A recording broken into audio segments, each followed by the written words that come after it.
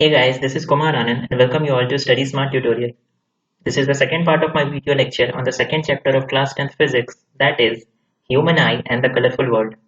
मानव नेत्र एवं रंगों का संसार। हम इस वीडियो को स्टार्ट करेंगे वहां से जहां पर हमने पार्ट 1 को खत्म किया था, यानी कि हम लास्ट के दो आई डिफेक्ट्स के बारे में जानेंगे, एस्टिग्मेशन और कलर ब्लाइंडनेस। इसके बाद हम कलर परसेप्शन ऑफ एनिमल्स के बारे में जानेंगे। फिर हम प्रिज्म के बारे में जानेंगे, प्रिज्म क्या होती है, डेफिनेशन और कितने टाइप्स की होती है। फिर हम dispersion of light and spectrum के बारे में जानेंगे। After that we will go through Newton's double prism experiment and Newton's disc experiment. Finally हम scattering of light and a variety of natural phenomena जो कि स्कैटरिंग ऑफ लाइट से related है उनके बारे में जानेंगे, जैसे bluish appearance of the sky और the white appearance of the cloud और द रेडिश और orange appearance of the sun at the time of sunrise and sunset. Fine, और हम इसके साथ ही टिंडल इफेक्ट के बारे में भी जानेंगे। आपकी तरफ से कोई भी फीडबैक हो, पॉजिटिव या नेगेटिव, आप उसे मुझे कमेंट में बता सकते हैं। तो चलिए वीडियो को स्टार्ट करते हैं।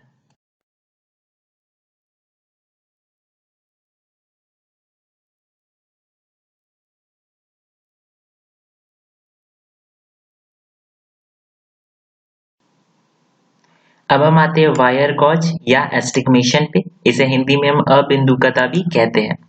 इसमें देखो, एक अगर हम नॉर्मल आई की बात करें तो नॉर्मल आई को वर्टिकल लाइंस भी क्लियरली विजिबल होती है और हॉरिजॉन्टल लाइंस भी क्लियरली विजिबल होती है, यानी कि ऊर्ध्वाधर रेखाएं भी क्लियरली दिखती है और क्षैतिज रेखाएं भी क्लियरली दिखती है।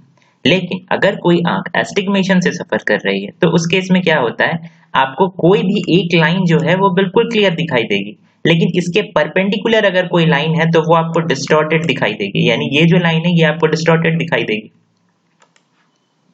हो सकता है आपको ये लाइन बिल्कुल क्लियर दिखाई दे और इसके परपेंडिकुलर वाली लाइन बिल्कुल डिस्टॉर्टेड दिखाई दे। ऑब्वियसली दोनों लाइन आपकी आंखों से सेम डिस्टेंस पे है, लेकिन एक लाइन आपको क्लियर दिखाई दे रही है लेकिन इस पे परपेंडिकुलर वाली लाइन आपको डिस्टॉर्टेड दिखाई दे रही है।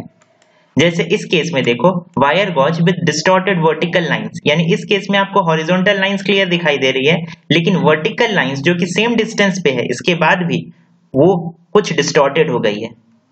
देखो इस तरह से, यहाँ देखो wire gauze with distorted horizontal lines, यहाँ पे वर्टिकल लाइंस आपको क्लियर दिखाई दे रही है, यानी कि ऊर्ध्वाधर रेखाएं आपको अच्छे से दिखाई दे रही है, लेकिन जो हॉरिजॉन्टल लाइंस है वो डिस्टॉर्टेड हो गई है।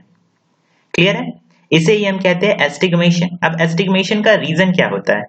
देखो, अगर हम एक कॉर्निया की बात करें, एक नॉर्मल आई के कॉर्निया की बात करें, तो ये परफेक्ट, इसका जो कर्वेचर होता है ये परफेक्टली स्फेरिकल होता है।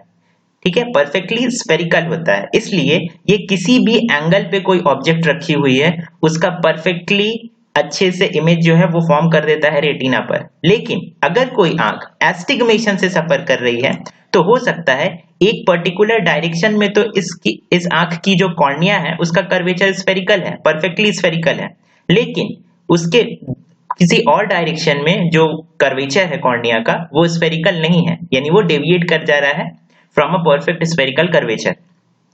ठीक है, तो इस केस में क्या होगा, मान लो आपको, अगर आप मान लेते हैं wire gauze with distorted vertical lines, आपको जो एस्टिग्मेशन है उसमें आपको हॉरिजॉन्टल लाइंस तो क्लियरली विजिबल है लेकिन वर्टिकल लाइंस आपका डिस्टॉर्टेड हो चुका है।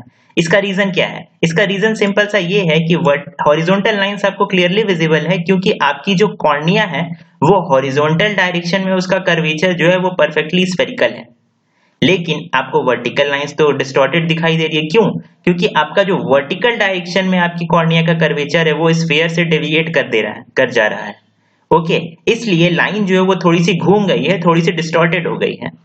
सिमिलरली अगर हम बात करें wire gauze with distorted horizontal lines, तो इस केस में आपको वर्टिकल लाइंस क्लियर दिखाई दे रही है क्योंकि वर्टिकल डायरेक्शन में आपकी कॉर्निया का जो कर्वेचर है, यानी आपकी कॉर्निया की जो सतह है वो वर्टिकल डायरेक्शन में बिल्कुल एक स्फीयर की तरह उसका घुमाव है, उसका कर्वेचर है।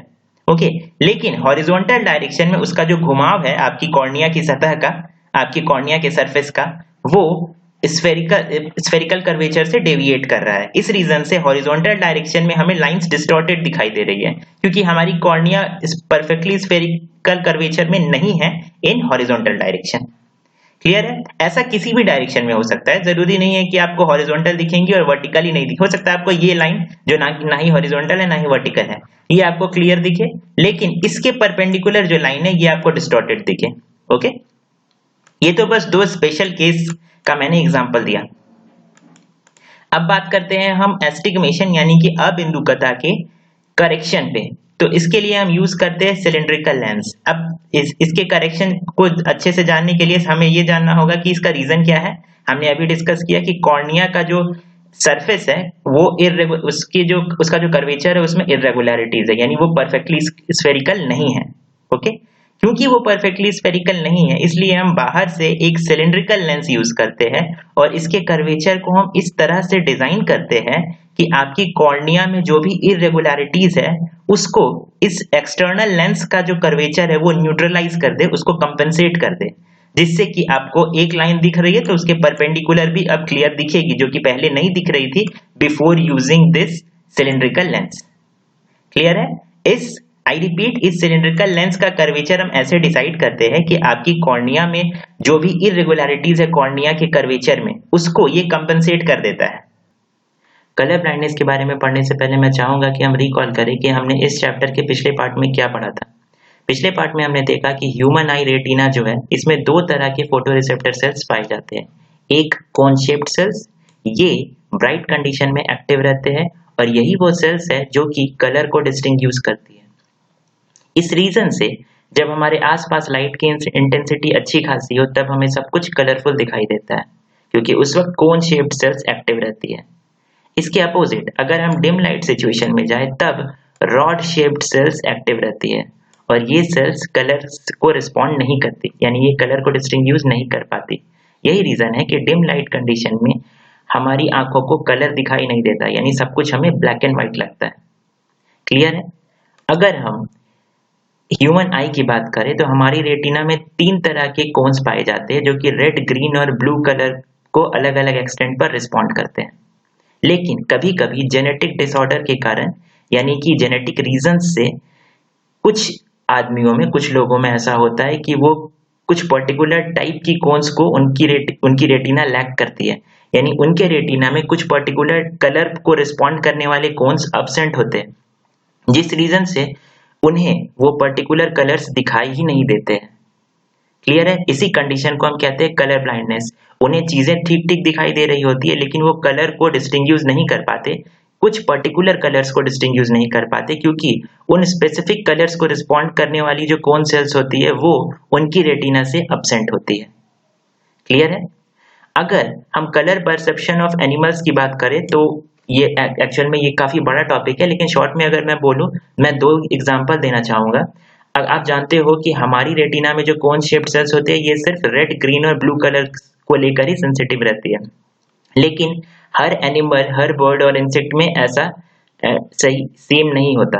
ओके, जैसे अगर मैं बी का एग्जांपल लूं तो बी का जो रेटिना होता है उसमें चार टाइप के कोन सेल्स पाए जाते हैं। एक रेड कलर को रिस्पॉन्ड करते हैं, एक ग्रीन, एक ब्लू कलर और एक अल्ट्रावायलेट रेडिएशन को रिस्पॉन्ड करते हैं। यानी कि अल्ट्रावायलेट लाइट में भी बीज को सब कुछ दिखाई देता है, लेकिन अल्ट्रावायलेट लाइट को रिस्पॉन्ड करने वाले कोन्स हमारी रेटिना में एब्सेंट होते हैं, इसलिए हम अल्ट्रावायलेट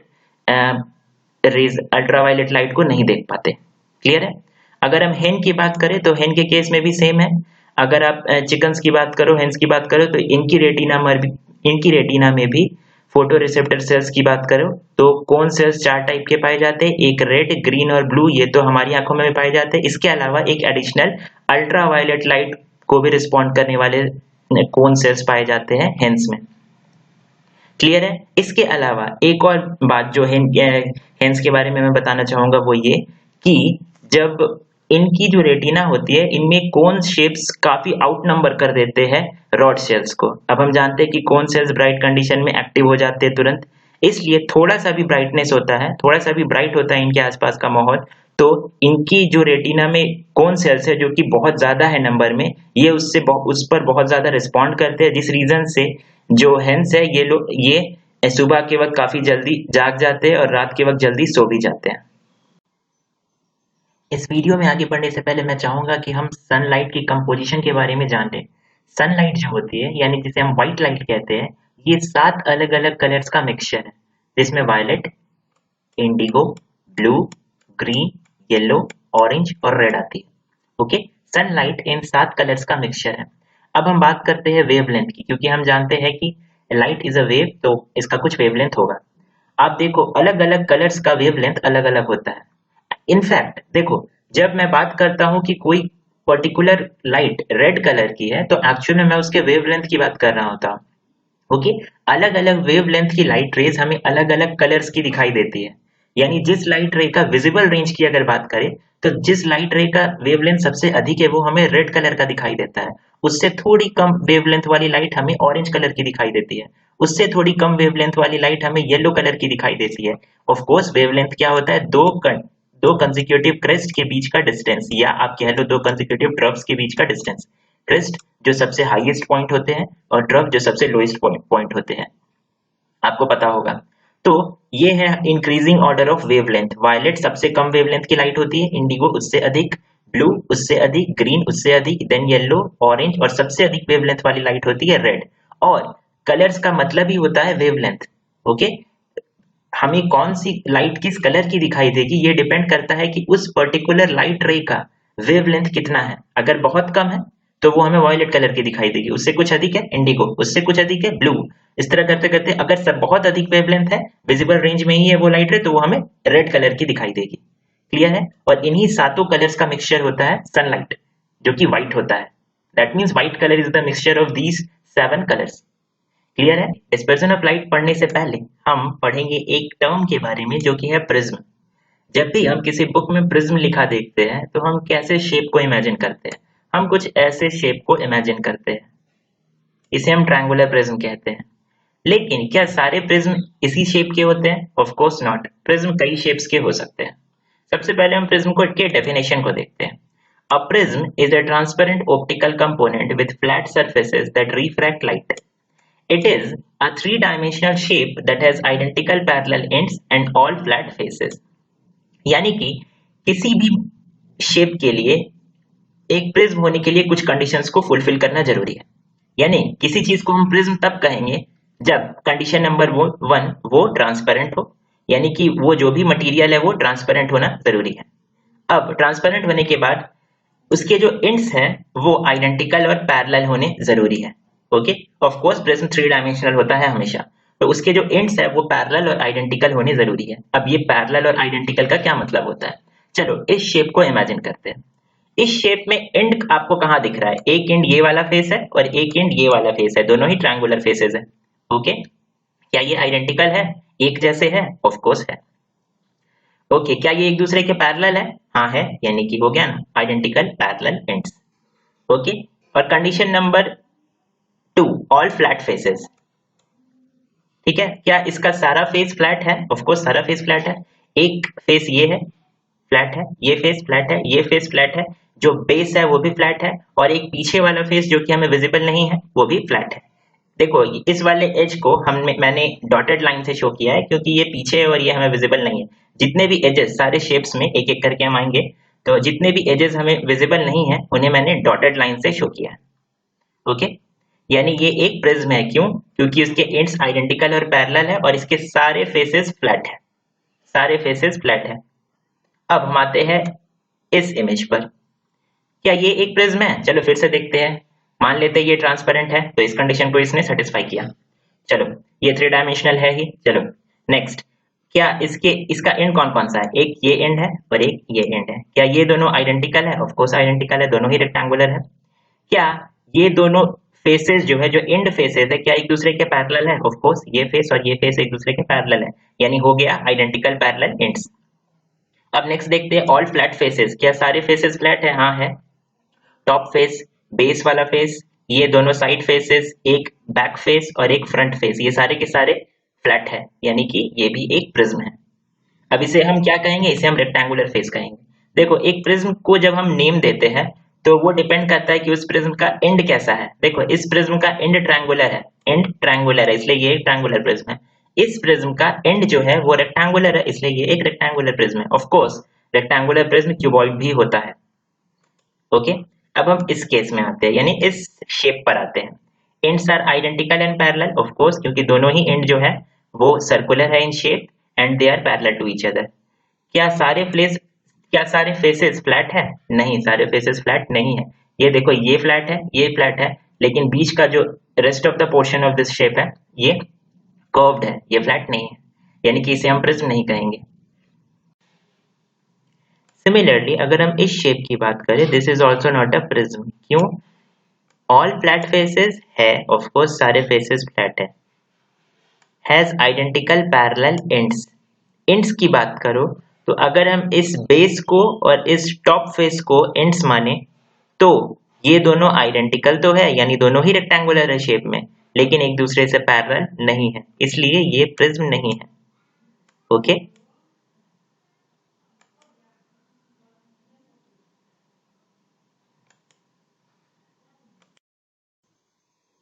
अगर हम व्हाइट लाइट की बात करें तो व्हाइट लाइट 7 अलग अलग कलर्स का मिक्सचर होता है। ये कलर्स कौन कौन से होते हैं? Violet, indigo, blue, green, yellow, orange and red. जैसे जैसे हम वायलेट से रेड कलर की तरफ बढ़ते जाएंगे इस ऑर्डर में, वेव गियोर के ऑर्डर में, वैसे वैसे वेवलेंथ बढ़ता चला जाता है। यानी कि वायलेट कलर की लाइट का वेवलेंथ सबसे कम होता है, यानी कि लीस्ट होता है, और रेड कलर की लाइट का वेवलेंथ सबसे अधिक होता है, यानी कि हाईएस्ट होता है।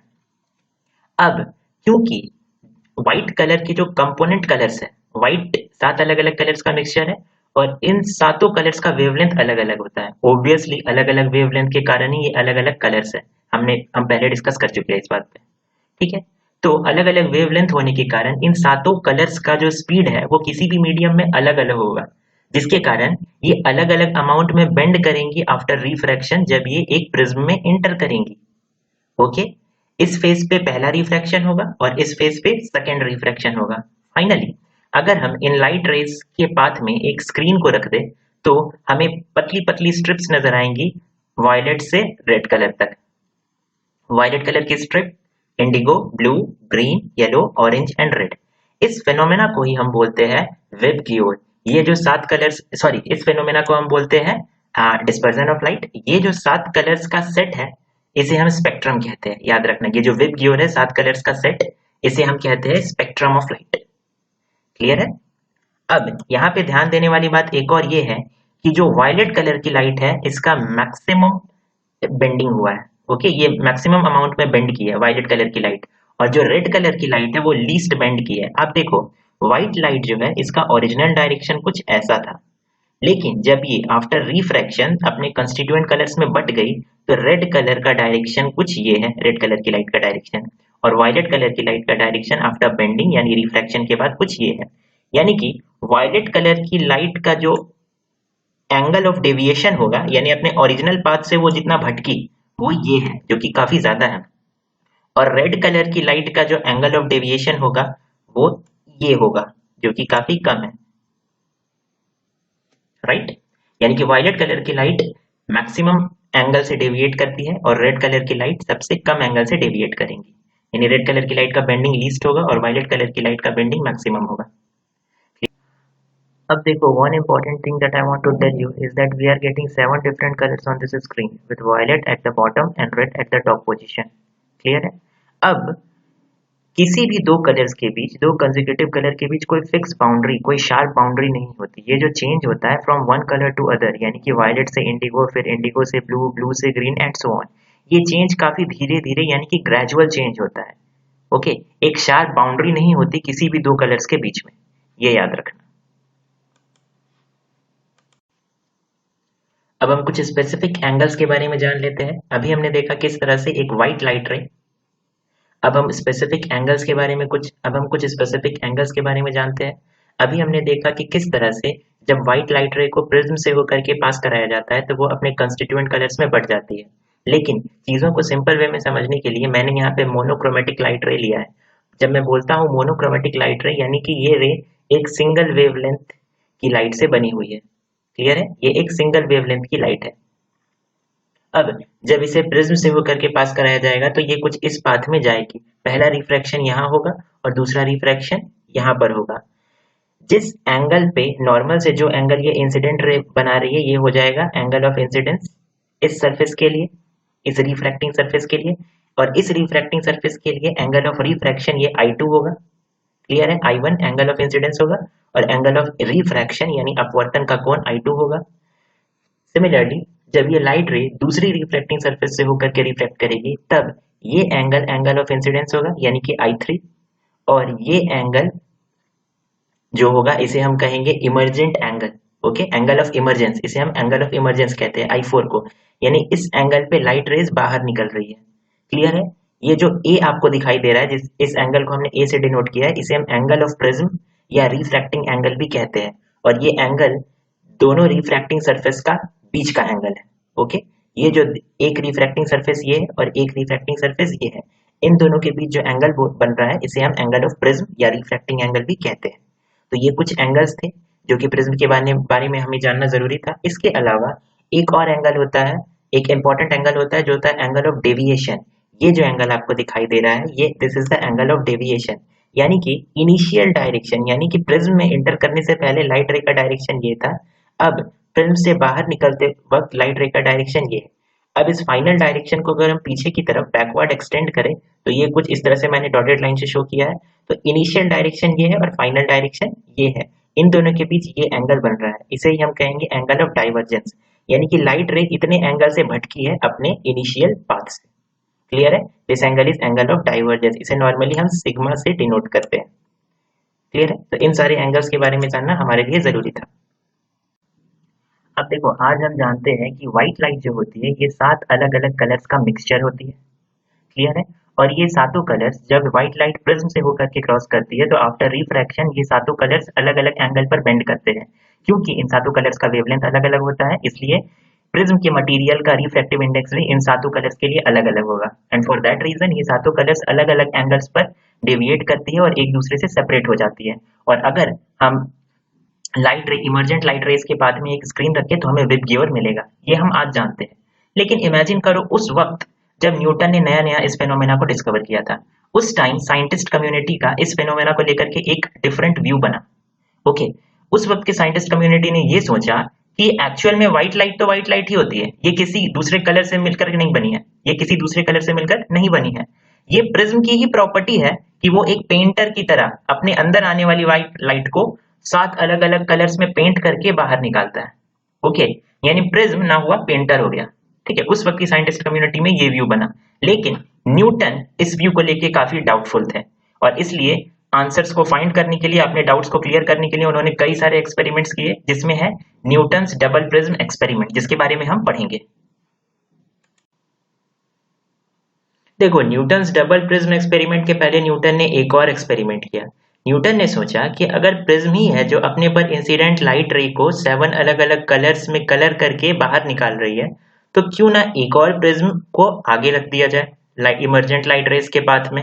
इससे क्या होगा कि क्योंकि प्रिज्म ही लाइट रेस को कलर करके बाहर निकाल रही है, तो इस प्रिज्म को भी अपने ऊपर इंसिडेंट होने वाली हर एक कलर की लाइट रे को 7 अलग अलग कलर्स में कलर करके बाहर निकालना चाहिए, लेकिन ऐसा नहीं हुआ। रेड कलर इमर्ज की as red colour, yellow colour emerge की as yellow colour, and so on. तो इस बात से न्यूटन का सस्पेशन हाफ क्लियर हुआ, लेकिन अभी भी एक ओपिनियन ये था कि हो सकता है कि प्रिज्म सिर्फ व्हाइट कलर को ही 7 अलग अलग कलर्स में रंग करके यानी पेंट करके बाहर निकाल सकती हो, बाकी सारी कलर्स के लिए प्रिज्म ऐसा ना कर पाती हो, ये भी एक प्रोबेबिलिटी है। तो फर्दर न्यूटन ने एक्सपेरिमेंट कंटिन्यू किए।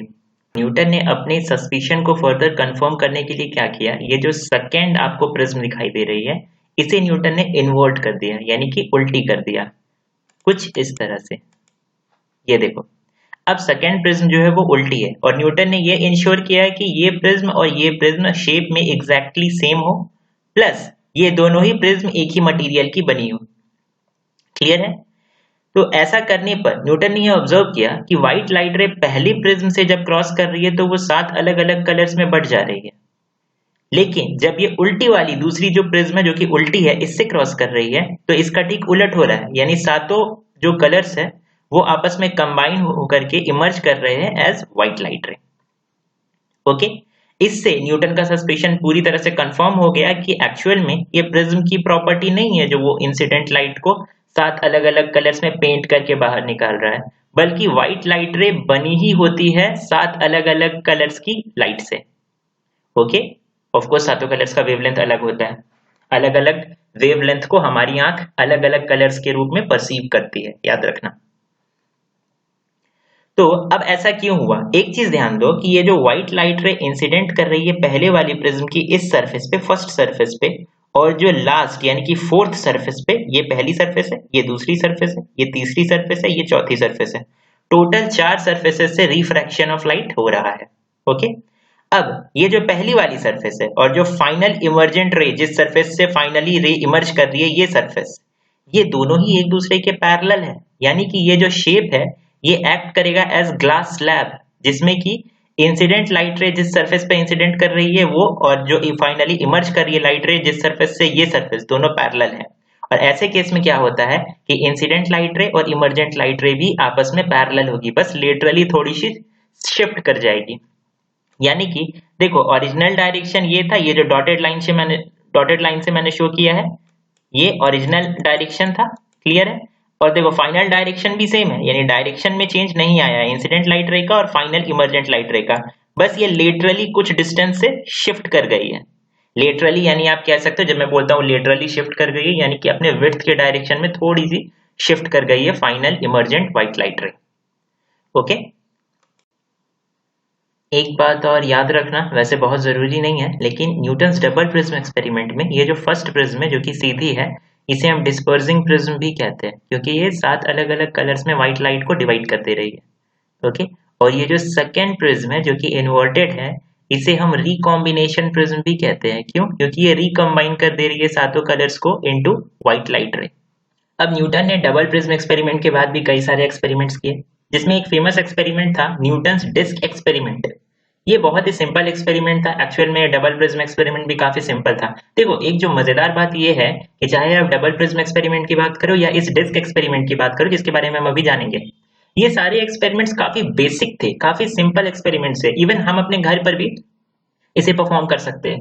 लेकिन इसके जो रिजल्ट्स आए ये काफी ग्राउंड ब्रेकिंग थे। ओके, उस वक्त के टाइम, उस वक्त साइंटिस्ट कम्युनिटी में जो ओपिनियन था, उस ओपिनियन को इन सिंपल एक्सपेरिमेंट्स के रिजल्ट ने पूरी तरह से चेंज कर दिया। क्लियर है? अब डिस्क एक्सपेरिमेंट में क्या होता है कि न्यूटन डिस्क को 7 अलग अलग कलर्स में, यानी विद की ओर में रेनबो वाले 7 कलर्स में पेंट कर देते हैं, अलग अलग पोर्शन को अलग अलग कलर में। अब इसे काफी स्पीड में रोटेट कराते हैं। क्लियर है? अब जब इसे ऑब्जर्व किया जाता है तो न्यूटन ये ऑब्जर्व करते हैं कि कोई भी कलर विजिबल नहीं है, इंस्टेड यहाँ पे ये जो डिस्क है ये व्हाइट कलर में विजिबल है जब इसे काफी स्पीड में रोटेट किया जा रहा है, स्पिन कराया जा रहा है। जब ये काफी स्पीड में स्पिन कर रही है तो ये व्हाइट कलर में विजिबल है। ऐसा क्यों है? हमने देखा था परसिस्टेंस ऑफ विजन, हमारी आंख की एक प्रॉपर्टी होती है परसिस्टेंस ऑफ विजन, यानी कि किसी भी चीज को जो हम देख रहे हैं उसका जो इमेज बन रहा है उसका सेंसेशन 1/16 ऑफ अ सेकेंड, यानी 1/16 ऑफ अ सेकेंड तक किसी भी इमेज जिसे हम देख रहे होते हैं उसका सेंसेशन हमारी रेटिना पर रहता है।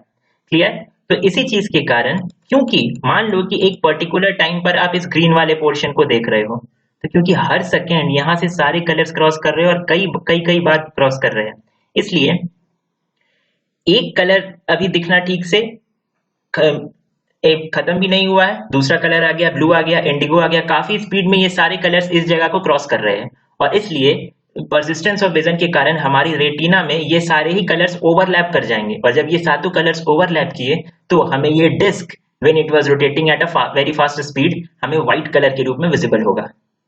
ठीक है, तो ये था न्यूटन्स डिस्क एक्सपेरिमेंट।